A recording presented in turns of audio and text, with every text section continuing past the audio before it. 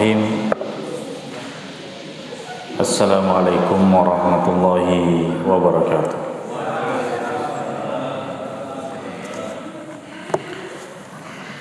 Alhamdulillahi wa kafa wa sallallahu wa sallam wa mubarak wa sallallahu wa sallam wa mubarak ala sayyidina Muhammadin wa ala alihi wa ashabihi wa man tabi'ahum bi ihsanin ila yaumiddin, amma ba'd. Jemaah salat maghrib dan salat isya yang sama dimuliakan oleh Allah Azza wa Jalla, alhamdulillah kembali pada kesempatan yang berbahagia ini kita memanfaatkan waktu antara maghrib dan isya sebagaimana biasanya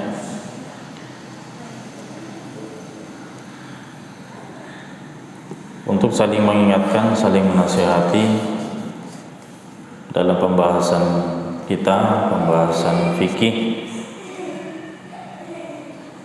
masih tentang masalah muamalah, bab muamalah, di mana pada pertemuan yang lalu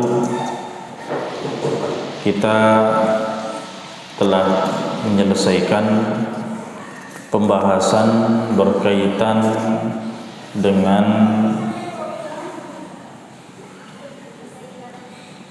definisi jual beli dan hukum-hukumnya, ya. Dan pada kesempatan yang berbahagia ini pembahasan kita adalah berkaitan dengan arkanu al-bai', rukun jual beli, di mana secara umum telah kita sampaikan bahwa rukun jual beli ini secara umum ada 3. Namun kalau kita merinci 3 rukun-rukun ini bisa menjadi 6 rukun. Apa saja 3 rukun ini? Yang pertama, jemaah sekalian, adalah akidan, 2 orang yang melakukan akad. Siapakah 2 orang yang melakukan akad ini?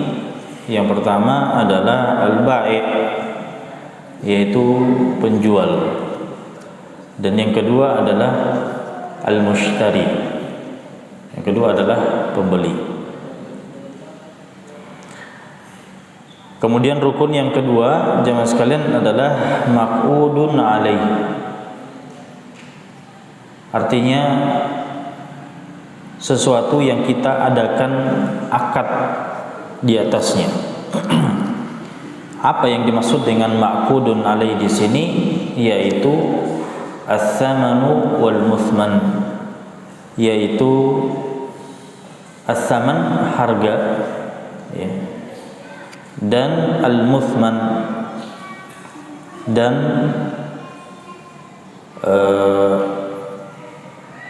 yang pertama adalah barangnya dan yang kedua adalah harganya, ya. As-saman wal muthman. Jadi penjual memiliki barang dan pembeli memiliki uang, ya, jadi barang dan uangnya itu yang kita tukarkan di dalam jual beli. Kemudian yang ketiga adalah sighatun, sighat. Ini rukun yang ketiga yang kalau kita rinci bisa menjadi 2, yaitu ijabun wa qabulun, ijab dan qabul. Misalnya pembeli atau penjual mengatakan, saya menjual HP ini seharga 2 juta misalnya. Kemudian pembeli mengatakan saya terima, maka perkataan penjual itulah ijab dan perkataan pembeli adalah qabul. Ijab dan qabul. Jadi itu secara umum 3, tapi kalau kita rinci berarti ada 6. Penjual, pembeli, kemudian saman dan musman, kemudian ijab dan qabul. Ini 6 rukun jual beli. Setiap rukun ini jamaah sekalian, kita harus mengetahui syarat-syaratnya agar jual beli itu benar-benar dikatakan sah. Jadi walaupun rukun ini terpenuhi, tapi syarat daripada rukun ini tidak terpenuhi, maka tetap dikatakan jual beli tidak sah. Jadi rukun harus terpenuhi syarat-syaratnya juga. Nah, apakah syarat-syarat daripada setiap rukun ini jamaah sekalian? Kita mulai dulu dari syurutu al-aqidaini, syarat daripada dua pihak yang melakukan jual beli. Ya. Di sini disebutkan syurutul aqidaini arba'atun. Syarat daripada penjual dan pembeli yang harus terpenuhi pada diri penjual dan diri pembeli itu adalah 4 syarat. 4 syarat. Yang pertama adalah itlaqu at-tasarrufi. Itlaqu at-tasarruf. Artinya penjual dan pembeli ini sah dalam melakukan tindakan jual beli. Apa maksudnya jemaah sekalian? Maksudnya adalah kedua pihak ini, penjual dan pembeli, itu harus pertama balighaini, keduanya harus balik. Kemudian yang kedua aqilaini, keduanya harus berakal. Kemudian yang ketiga adalah rasyidaini. Ya, rasyidaini. Ya, ada juga nanti kita jelaskan apa itu rasyidaini. Kemudian jadi ini ada 3 ya.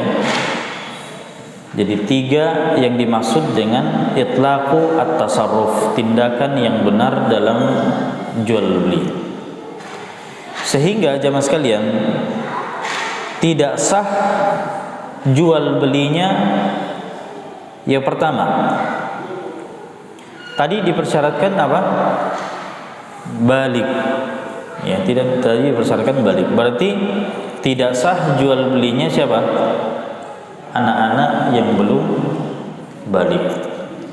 Ya, anak-anak yang belum balik. Kemudian tadi dipersyaratkan apa? Berakal. Berarti tidak sah jual belinya siapa? Orang yang gila. Itu 2. Kemudian rasyidaini, ya, orang yang rasyid. Berarti jamaah sekalian, orang yang rasyid ini artinya orang yang sadar dan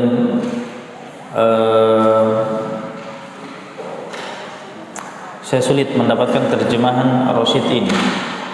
Orang yang sadar dan bagus tindakannya.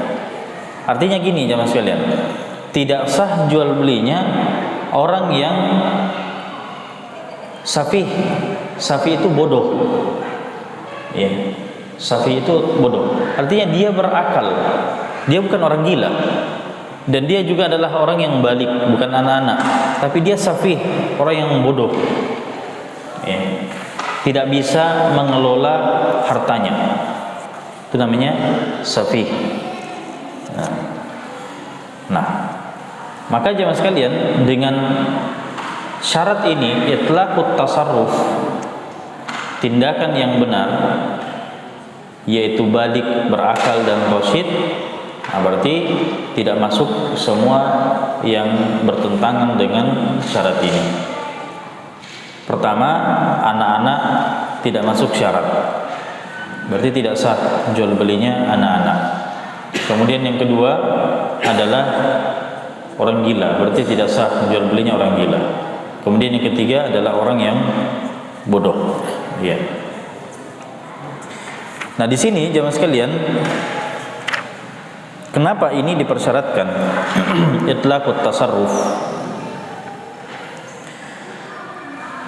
Karena berdasarkan sabda Rasulullah sallallahu alaihi wasallam, rufi al-qalamu an thalathatin, bahwasanya pena itu diangkat dari 3 orang.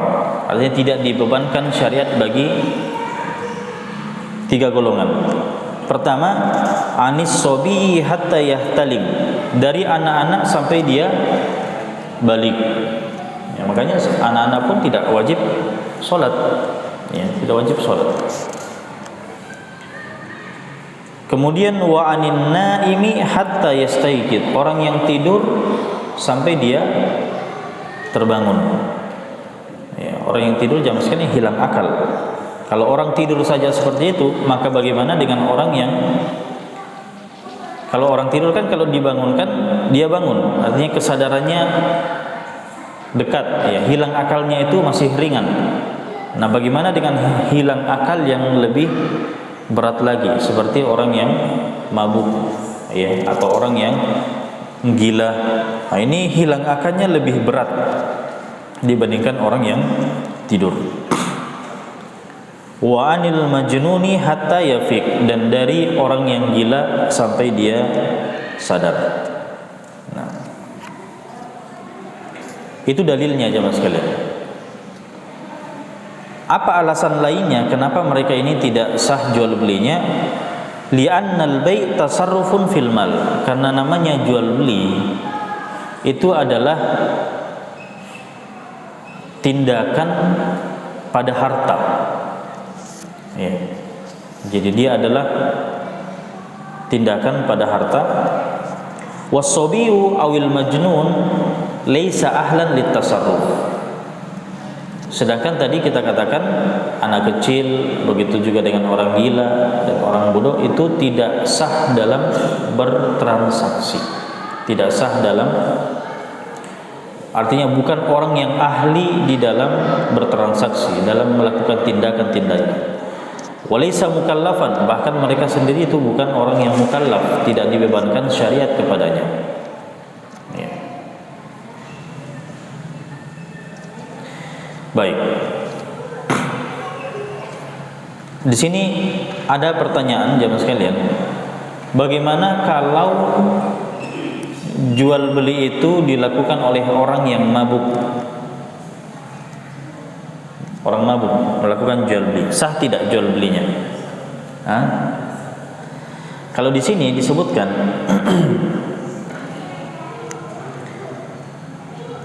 walakin yasihhu bai' as-sukran 'ala al-madhhabi. Di dalam mazhab Syafi'i sah jual belinya orang yang mabuk. Di sini dikecualikan, ya. Ma'annahu ghairu mukallaf, walaupun dia tidak mukallaf, dia dikecualikan orang yang mabuk.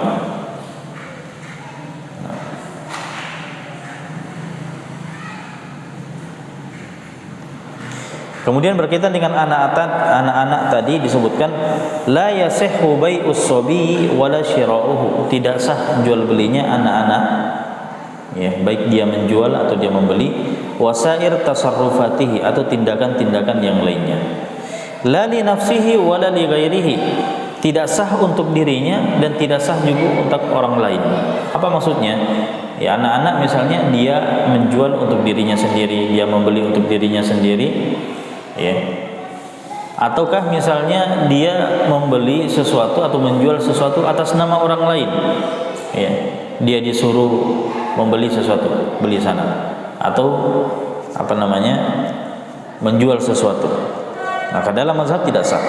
Sawa'un ba'a bi ghabadin aw bi ghibtah. So sawun kana mumayyizan aw ghairihi. Wa sawa'un ba'a bi idnil wali aw bi ghairi idnihi hatta fi bai'il ikhtiyari alladhi yamtahinuhul wali bihi liyastabina rusydahu inda manahazatil ihtilam. Jadi pokoknya semua jamaah sekalian, semua tindakan-tindakan daripada anak-anak dalam perkara jual beli ini tidak dianggap sah, tidak sah. Ya. Nah, berbeda jamaah sekalian dengan Abu Hanifah dan Imam Ahmad. Abu Hanifah dan Imam Ahmad itu membolehkan jual belinya anak kecil yang belum balik, maksud saya, dalam beberapa keadaan. Artinya tidak semuanya juga. Ya, tidak semuanya.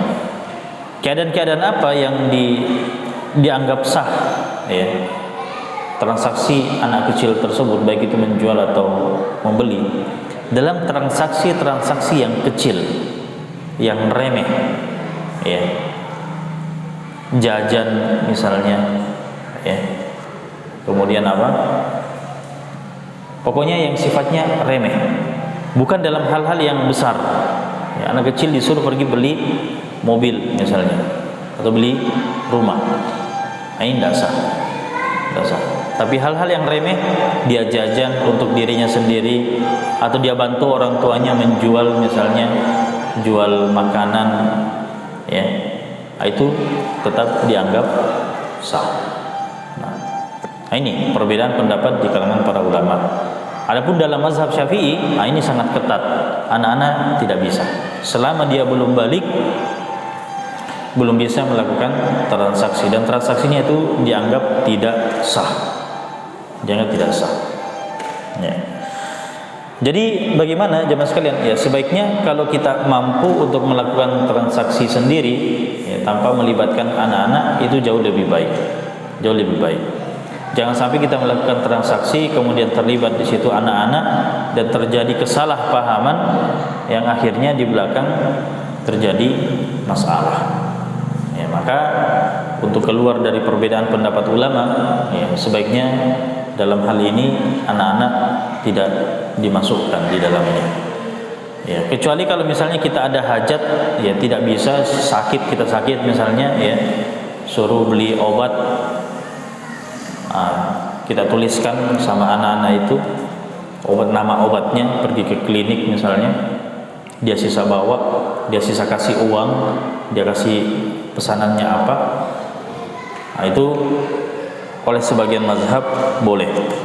Mazhab Abu Hanifah dan mazhab Hambali itu membolehkan. Jadi kita bisa ikut pendapat itu. Baik. Begitu juga dengan orang yang bodoh tadi, ya, al-mahjur alaihi lisafahihi lisu'i tasarrufihi bil mal, karena dia tidak pandai dalam mengelola hartanya. Kadang ada orang seperti itu jamaah sekalian. Orang yang tidak pandai mengelola hartanya, boros, buang-buang harta, itu namanya safih, yang bodoh mengelola hartanya. Maka orang yang seperti ini pada dasarnya itu bisa diboikot hartanya. Apa maksudnya diboikot? Dibekukan, ya, dibekukan hartanya. Jadi dia dalam menggunakan hartanya itu dibekukan oleh pihak yang berwenang. Dalam hal ini misalnya hakim, ya. Makanya orang yang bodoh dalam mengelola hartanya itu, kalau misalnya dia punya utang kepada orang lain, itu pihak hakim atau pengadilan boleh menyita hartanya dan dibekukan. Artinya orang itu dibatasi, ya, dalam menggunakan hartanya. Kenapa? Untuk menjaga hak orang lain. Hak orang lain apa? Piutang. Ya, orang ini kan tadi berhutang kepada orang lain. Nah, kalau misalnya dia diberikan wewenangnya secara penuh untuk mengelola hartanya sendiri, habis hartanya dan tidak ada yang dia bayarkan kepada orang lain. Makanya di sini boleh pihak yang berwenang, hakim atau pengadilan, itu menyita hartanya disita, dibekukan. Ya mungkin diberikan kepada orang itu secukupnya saja kebutuhannya, tapi hartanya yang lain itu disita. Kenapa?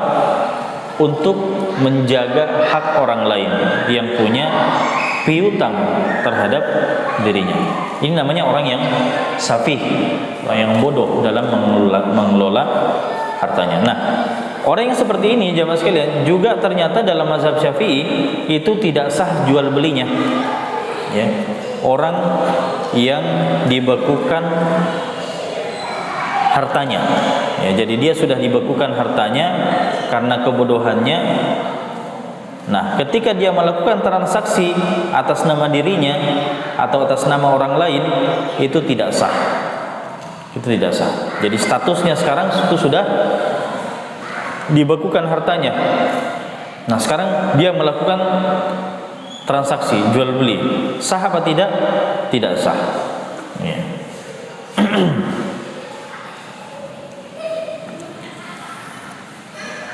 Jadi orang seperti ini, orang yang bodoh dalam mengelola hartanya itu banyak macamnya jemaah sekalian. Imma biintifaqihi fil muharramat, entah dia habiskan hartanya dalam perkara-perkara haram, ya.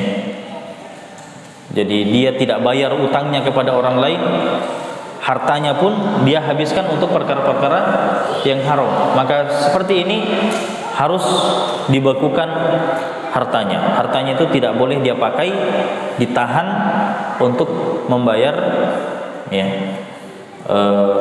hutangnya kepada orang lain.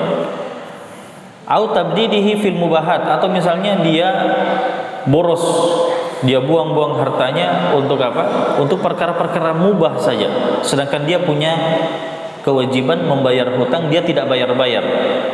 Ya. Dia senang-senang, dia berpoya-poya, ya. Perkara-perkara mubah, mungkin tidak sampai haram, perkara mubah, tapi habis uangnya di situ, hartanya habis di situ.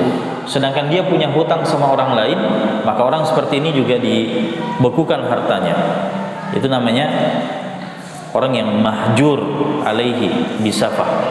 Ya. Nah, orang seperti ini kalau dia melakukan transaksi itu juga tidak sah. Sebagaimana firman Allah Subhanahu wa taala di dalam surah An-Nisa, ya, ayat 6. Wabtalul yatama hatta idza balagun nikah fa in anastum minhum rusyda fadfa'u ilaihim amwalahum.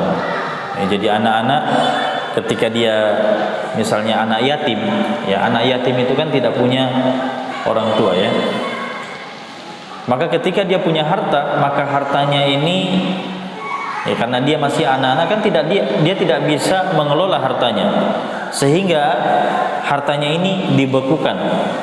Entah siapa, walinya kah atau orang lain kah. Nanti ketika anak ini sudah dewasa, ya, sudah rasyid, ya, sudah rasyid, maka barulah dia diberikan hartanya untuk dia pakai. Karena kalau dia pakai di masa kecilnya, ya mungkin uangnya jutaan, puluhan juta, ratusan juta, mungkin akan dia buang-buang. Kenapa? Karena dia anak-anak belum tahu. Nah, maka dia harus dijaga. Nah, maka inilah dalil bolehnya membekukan harta orang lain atas maslahat dirinya atau maslahat orang lain. Kalau anak-anak tadi kan maslahat dirinya, ya, itu maslahat dirinya. Tapi kalau orang yang berhutang, nah, itu yang kita jaga di situ adalah maslahat orang lain. Jangan sampai orang yang berhutang tadi seenaknya menggunakan hartanya, lupa membayar hutangnya, maka yang rugi adalah orang lain. Maka orang ini dibekukan hartanya supaya orang lain itu terjaga hak-hak. Nah, maka jamaah sekalian, di dalam ayat ini Allah Subhanahu wa taala mempersyaratkan ar-rusyd, ya. Jadi ar-rasyid tadi lawan daripada as-safih, orang yang bodoh mengelola hartanya. Ya, ar-rusyd itu ya orang yang pandai mengelola hartanya. Nah,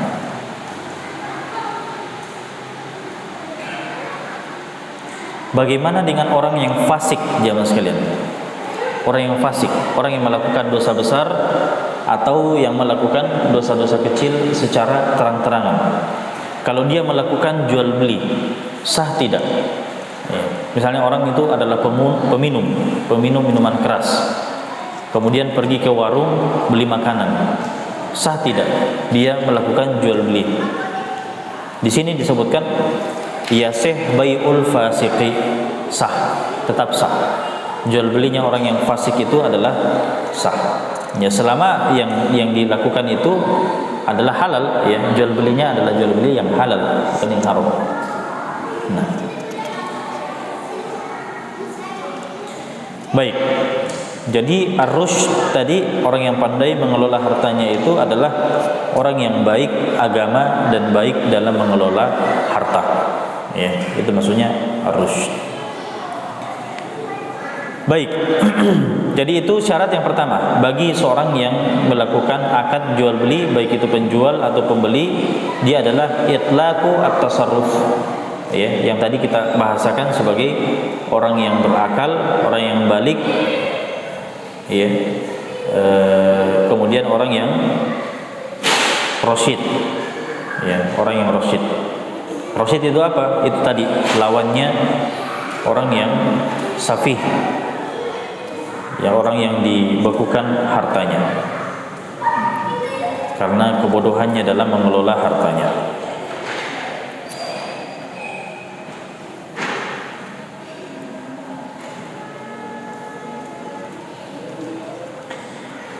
Secara khusus di sini jamaah sekalian, adapun orang yang dibekukan hartanya tadi, ya, disebabkan karena kebodohannya dalam mengelola hartanya, itu disebutkan fala tasih fi a'yani malihi. Itu tidak sah kalau dia melakukan jual beli menggunakan hartanya, itu yang tidak sah. Tapi kalau misalnya amma tasarrufatuhu fi dhimmatihi fa sahihatun, adapun jual belinya, transaksinya yang dia lakukan untuk orang lain, ya, itu sah. Misalnya dia dikasih uang, tolong belikan ini, terus dia pergi. Apakah sah jual belinya? Sah. Tapi kalau dia menggunakan hartanya sendiri, itu tidak sah. Kenapa? Karena memang hartanya itu dibekukan. Hartanya dibekukan disebabkan karena menjaga hak orang lain. Baik.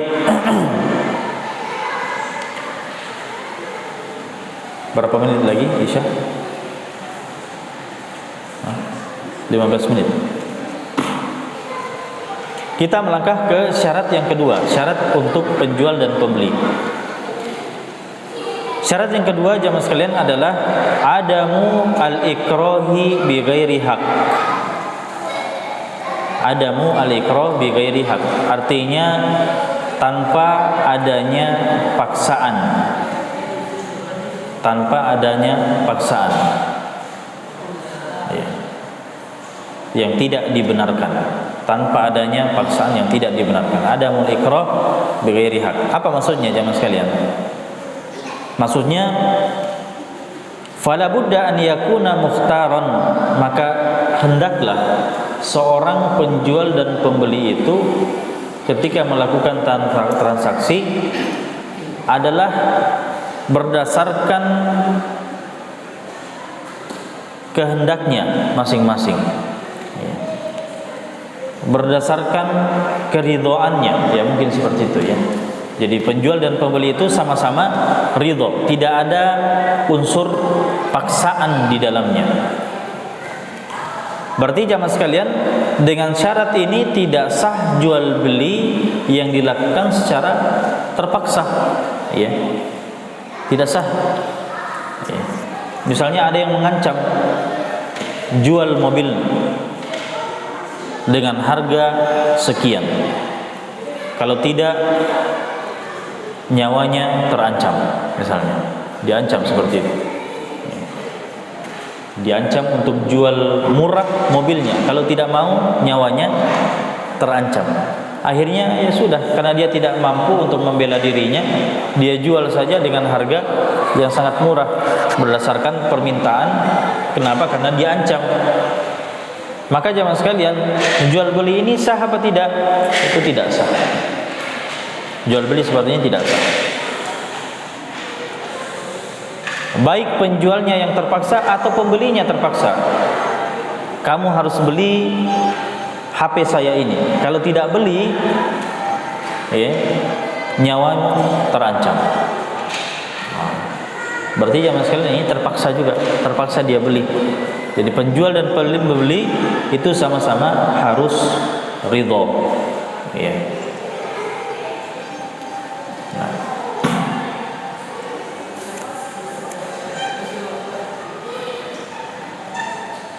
Kenapa tidak boleh jual beli? Disebabkan karena terpaksa jamaah sekalian. Kenapa tidak sah? Itu berdasarkan firman Allah Subhanahu wa taala dalam surah An-Nisa. Ayat 29 Allah Subhanahu wa taala berfirman, "La ta'kulu amwalakum bainakum bil batil." Janganlah makan harta sesama kalian atau diantara kalian dengan cara yang batil. Illa an takuna tijaratan an taradhim minkum, kecuali dengan cara jual beli di atas ridho, di atas keridhaan di antara kalian. Di sini dipersyaratkan jamaah sekalian, Allah Subhanahu wa taala mempersyaratkan adanya ridho dalam jual beli. Artinya kalau tidak ridho ya berarti tidak halal memakan dari atau menggunakan atau mengkonsumsi hasil dari jual beli itu.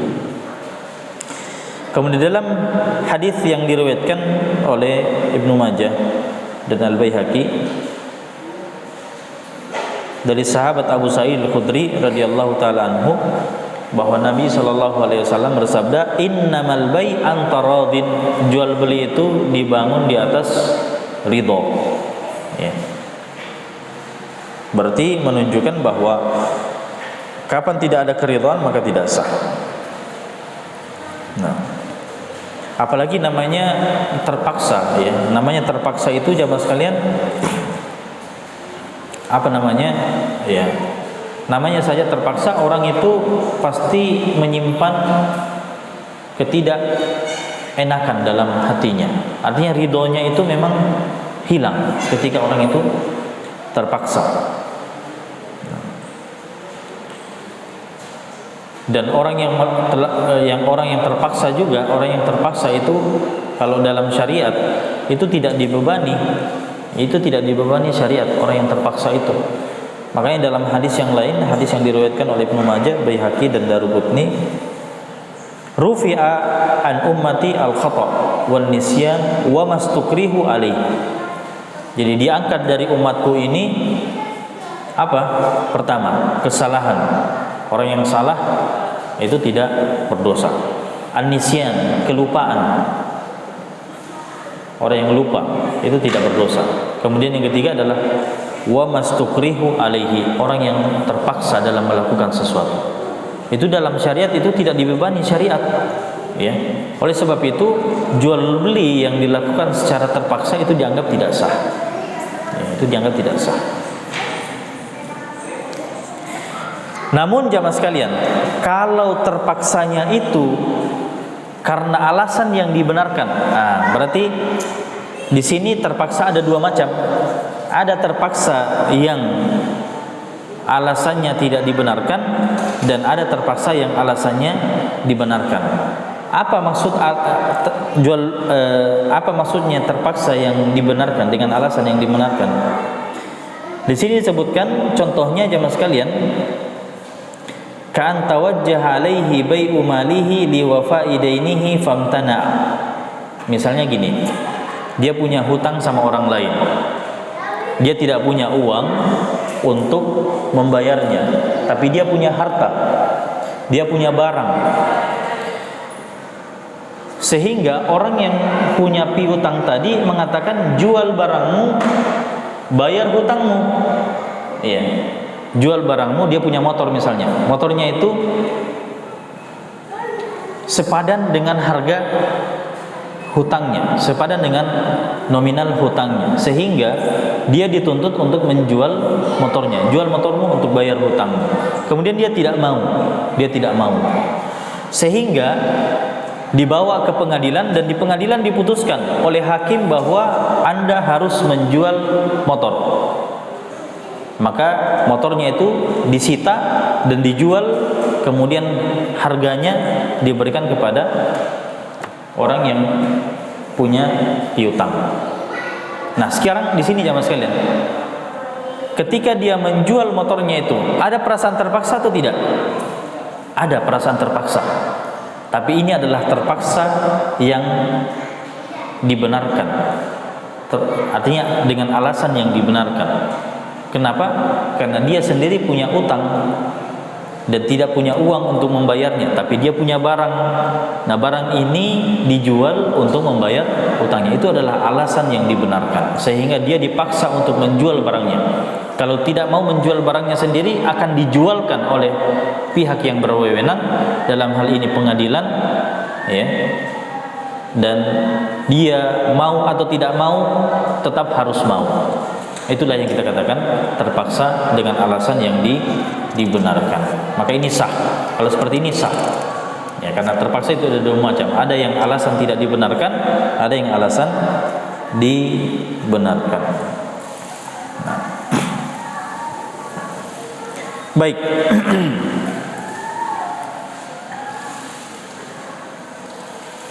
Sekira itu jamaah sekalian, ya, pembahasan kita pada kesempatan yang berbahagia ini. Dua syarat daripada apa? Pembeli dan penjual. Yang pertama tadi adalah itlaqut tasarruf, artinya tindakannya dibenarkan, artinya orang yang bisa melakukan tasarruf, orang yang bisa melakukan transaksi, yang maksudnya di sini adalah orang yang balik, orang yang berakal, dan orang yang rasyid, orang yang rasyid. Tiga ini. Itu syarat pertama. Kemudian syarat yang kedua adalah tidak terpaksa yang tidak dibenarkan. Tidak terpaksa yang tidak dibenarkan. Kenapa? Karena ada terpaksa yang dibenarkan. Maka ini dua syarat. Ya, sisanya insyaallah kita akan bahas pada pertemuan yang akan datang. Baik, sisa waktu jamaah sekalian, silakan, mungkin ada yang ingin ditanyakan, kami persilakan. Silakan. Ya.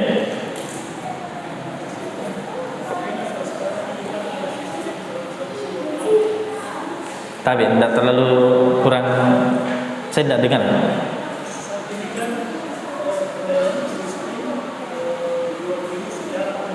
Secara online, iya.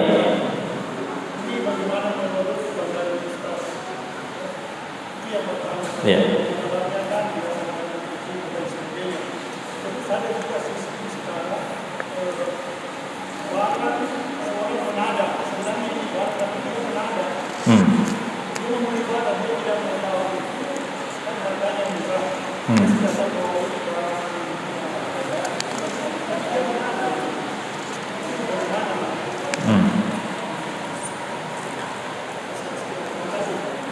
Baik. Yang pertama tadi tentang jual beli online, ya. Jual beli online ini jemaah sekalian, selama dia terpenuhi rukun dan syarat-syaratnya, itu tidak masalah, boleh. Ya, makanya kita mulai dari awal dulu, kita harus tahu rukun-rukunnya dulu, kemudian syarat-syarat dari setiap rukun, sehingga setiap perkara-perkara kontemporer yang terjadi, khususnya dalam muamalah, itu kita bisa menilai sendiri nanti, ya.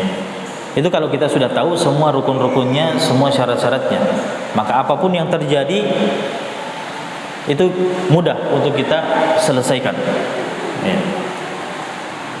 Termasuk jual beli online. Jual beli online sebetulnya ini kalau kita mau rinci, panjang rinciannya. Tapi secara umum, kalau sudah terpenuhi ya sudah terpenuhi rukun dan syaratnya yang akan kita bahas, maka dia sah. Ya, jadi sisa kita pelajari nanti apa saja rukun dan syaratnya, termasuk ya bukan cuma penjual dan pembeli saja, termasuk barangnya, ya, termasuk sigotnya dan seterusnya. Itu harus kita lalui semua dulu, ya, untuk bisa memahami jual beli online. Karena jual beli online itu kan banyak juga modelnya, ya, banyak juga modelnya. Nah, sisa kita lihat nanti rukun dan syaratnya terpenuhi atau tidak. Kemudian yang kedua tadi, orang yang sebagai penada, ya. Sebetulnya yang perlu dirinci di sini, apa posisinya sebagai penada? Apakah dia konsumen ataukah dia adalah agen? Iya.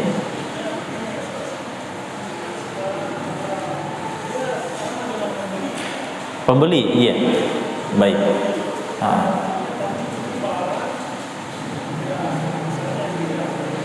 Gimana?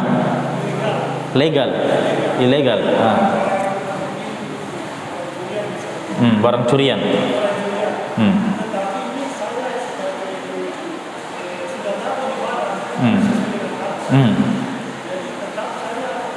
Beli. Yeah. Baik. Barangnya barang yang ilegal, ya, misalnya. Tentu berbeda dengan harga yang legal, ya, yang resmi. Baik. Nah, kita sebagai penada, yaitu pembeli, ya, pembeli. Itu apa hukumnya? Kalau memang dia adalah barang yang diharamkan, barang yang diharamkan, barang yang diharamkan itu ada dua macam. Pertama, haram pada zatnya, misalnya najis, atau dia kalau dia najis, haram pada zatnya sendiri, ya. Itu akan kita bahas juga nanti berkaitan dengan rukun, berkaitan dengan ma'udun alaihi, barangnya itu ada syaratnya juga nanti. Di antaranya adalah suci, tidak boleh najis. Itu kalau haram pada zatnya. Tapi ada juga haram karena sebab yang lain. Misalnya barang curian. Bisa jadi dia adalah barang yang suci, yang sah-sah saja untuk dimiliki, misalnya HP, ya. Tapi ternyata dia adalah barang curian. Kalau dia adalah haram disebabkan karena di dalamnya adalah hak orang lain, itu juga tidak boleh kita ambil. Kenapa? Ya, karena dia adalah ada hak orang lain di situ, di mana barang tersebut harus dikembalikan kepada pemiliknya. Sehingga kalau kita sudah tahu bahwa ini adalah barang yang hasil curian, itu tidak boleh kita beli. Tidak boleh kita beli. Ya. Tapi kalau misalnya kita tidak tahu, ya, beda halnya kalau kita tidak tahu, ya. Ini barang tiba-tiba ada barang apa? Barang yang murah, berbeda dengan barang yang lain. Dan kita tidak tahu statusnya. Ya. Apakah barang curian atau tidak, ya, maka sah untuk dibeli, sah untuk dibeli, ya. Tapi kalau misalnya ternyata dia adalah barang curian dan satu ketika pemiliknya datang, maka kita harus relakan barang tersebut. Kenapa? Karena yang punya hak, ya, meminta haknya, ya. Dan kita bisa menuntut orang yang menjualnya tadi. Itu bisa kita menuntut orang yang menjualnya tadi, kembalikan harta saya. Kenapa? Karena ternyata Anda menjual barang hasil curian. Dan sekarang orangnya datang menuntut barangnya, menuntut haknya, maka saya kembalikan juga uang saya. Itu sah, ya. Baik. Masih ada terakhir? Ada?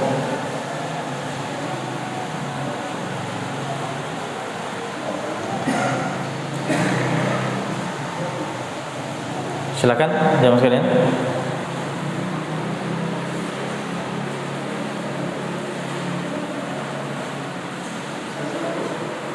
Ya.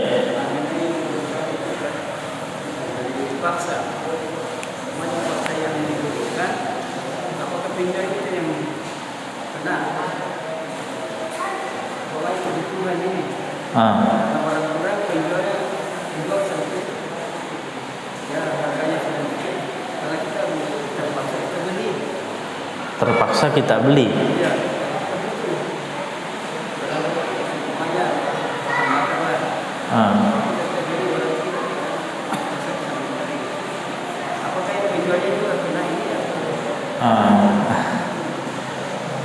Baik. Jadi karena kita sangat butuh terhadap barang tersebut dan barangnya dijual mahal gitu ya. Kemudian kita ya terpaksa kita beli. Begitu maksudnya. Sebetulnya bukan yang seperti ini saya maksud. Ya. Ya, kalau seperti ini ya mau tidak mau karena memang sudah kebutuhan kita, ya kita harus beli. Tapi bukan terpaksa seperti itu yang kita maksud. Terpaksa yang saya maksud seperti yang saya ceritakan tadi. Dia dipaksa untuk membeli atau dia dipaksa untuk menjual. Iya. Dimana kalau dia tidak membeli, tidak dijual, tidak membeli atau tidak menjual, maka ada sesuatu yang mengancam dirinya. Nah, itu namanya terpaksa di sini. Ya, adapun kita sekarang ya, saya misalnya punya uang, ya saya lapar, terpaksa kan saya beli makanan. Apakah terpaksa di sini? Yang dimaksud bukan itu yang dimaksud. Ya, jadi kata-kata terpaksa di sini sebenarnya bahasa kita saja. Ya. Misalnya tadi ya terpaksa kita beli bensin, walaupun harganya sudah melonjak, ya tapi karena kita butuh ya kita terpaksa membeli. Sebenarnya bukan itu yang kita maksud, karena untuk ini ya memang kebutuhan kita dan keadaan yang memaksakan kita seperti ini, dan ketika kita beli ya kita tetap kan di sini kita yang tidak ada sesuatu yang mengancam kita sebetulnya. Tidak ada kan? Apakah penjual bensin mengatakan kepada kita bahwa beli bensin saya, kalau tidak beli bensin saya ya seperti ini kan tidak ada kan? Nah, berarti kita membelinya ya atas dasar pilihan kita sendiri. Kan kita yang memilih antara membeli dan tidak. Kita tidak membeli pun tidak ada yang mengancam. Jadi bukan itu yang kita maksud. Kita maksud adalah kalau memang dia dipaksa menjual sesuatu atau dipaksa membeli sesuatu sehingga dia lakukan secara terpaksa, maka itulah yang jual beli tidak sah. Baik, sekira cukup jamaah sekalian karena sudah masuk waktu Isya. Barakallahu fikum wa jazakumullahu khairan. Hadza sallallahu ala nabiyina Muhammadin wa ala alihi wasallam. Alhamdulillahirabbil alamin. Wassalamualaikum warahmatullahi wabarakatuh.